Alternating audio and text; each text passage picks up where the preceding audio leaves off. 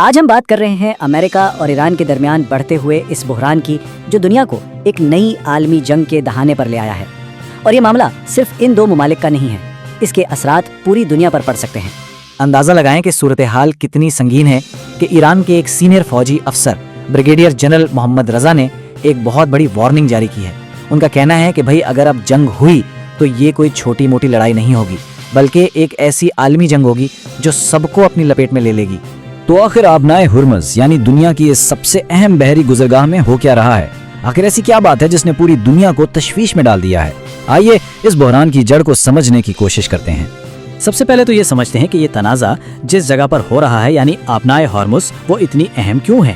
اسے ویسے ہی دنیا کی سب سے اہم گزرگاہ نہیں کہا جاتا۔ دیکھیں، آبنائے ہرمز کوئی عام آبی راستہ نہیں، یہ عالمی معیشت کی شہرگ ہے۔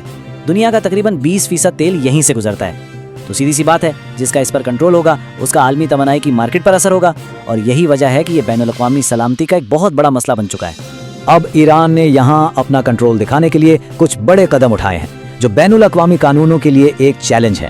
انہوں نے صاف کہہ دیا ہے کہ جب تک امریکہ اپنی معاشی ناکہ بندی ختم نہیں کرتا یہ راستہ بند رہے گا، اور صرف یہی نہیں بلکہ یہ دھمکی بھی دی ہے کہ جو بھی جہاز ان قانونوں کو نہیں مانے گا اسے نشانہ بنایا جائے گا۔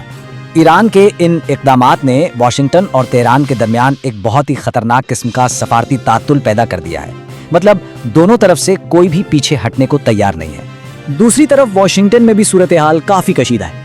وائٹ ہاؤس کے سچویشن روم میں صدر ٹرمپ اپنے سب سے بڑے فوجی اور انٹیلیجنس افسران کے ساتھ میٹنگز کر رہے ہیں، اور یہ اس بات کا کھلا اشارہ ہے کہ اگر بات چیت ناکام ہوئی تو امریکہ فوجی کارروائی کے آپشن پر بھی غور کر رہا ہے۔ تو اصل مسئلہ ہے کیا؟ ایک طرف امریکہ ہے جو کہتا ہے کہ آبنائے ہرمز کو فوراً کھولو اور اپنے نیوکلیئر پروگرام پر بھی بات کرو۔ دوسری طرف ایران کا مطالبہ ہے کہ پہلے امریکہ ہماری معاشی ناکہ بندی ختم کرے۔ تو دونوں ہی اپنی اپنی جگہ پر اڑے ہوئے ہیں، اور جب بات چیت کے دروازے بند ہونے لگیں تو پھر بات آ جاتی ہے فوجی طاقت کی۔ تو آئیے دیکھتے ہیں کہ یہ سفارتی کشیدگی اب کیسے ایک فوجی ٹکراؤ کی طرف بڑھ رہی ہے۔ ایران اپنی فوجی طاقت کا کھل کر مظاہرہ کر رہا ہے۔ اس کا دعویٰ ہے کہ اس نے 170 سے 180 امریکی ڈرونز کو کامیابی سے نشانہ بنایا ہے۔ یہ ایک طرح سے اس کی دفاعی صلاحیتوں کا کھلا پیغام ہے۔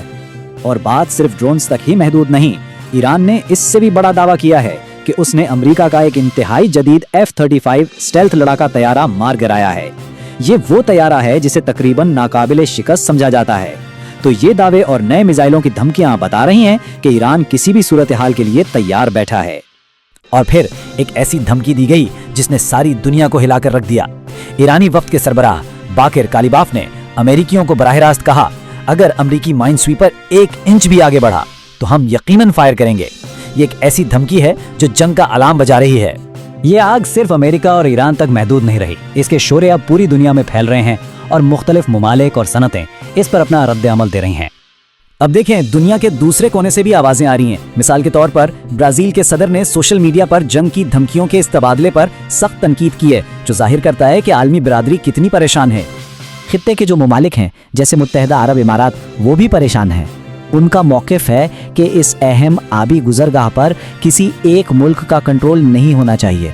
وہیں خطے کی ایک اور بڑی طاقت سعودی عرب، جو ایران کا حریف اور امریکہ کا اتحادی ہے، وہ بھی اس صورتحال کو قابو میں رکھنے کے لیے واشنگٹن کے ساتھ مسلسل رابطے میں ہے۔ اور اس بحران کے اثرات صرف سیاست اور فوج تک نہیں بلکہ اب تو امریکی انڈسٹری تک پہنچ گئے ہیں۔ وائٹ ہاؤس نے غیر معمولی قدم اٹھاتے ہوئے جنرل موٹرز اور فورڈ جیسی بڑی کارساز کمپنیوں سے کہا ہے کہ وہ اسلحہ بنانے میں مدد کریں، جو اس بات کا اشارہ ہے کہ امریکہ شاید ایک لمبی جنگ کے لیے تیاری کر رہا ہے۔ تو ایک طرف سفارتکاری رکی ہوئی ہے، دوسری طرف فوجی دھمکیاں ہیں، اور پوری دنیا کی نظریں اس خطے پر لگی ہوئی ہے۔ یہ سب ہمیں ایک بنیادی سوال پر لا کر کھڑا کرتا ہے، کیا اس خطرناک کھیل میں جہاں ایک چھوٹی سی غلطی بھی عالمی جنگ چھیڑ سکتی ہے، کیا بات چیت کے لیے کوئی گنجائش باقی ہے، یا دنیا واقعی ایک اور تباہ کن جنگ کے دہانے پر کھڑی ہے؟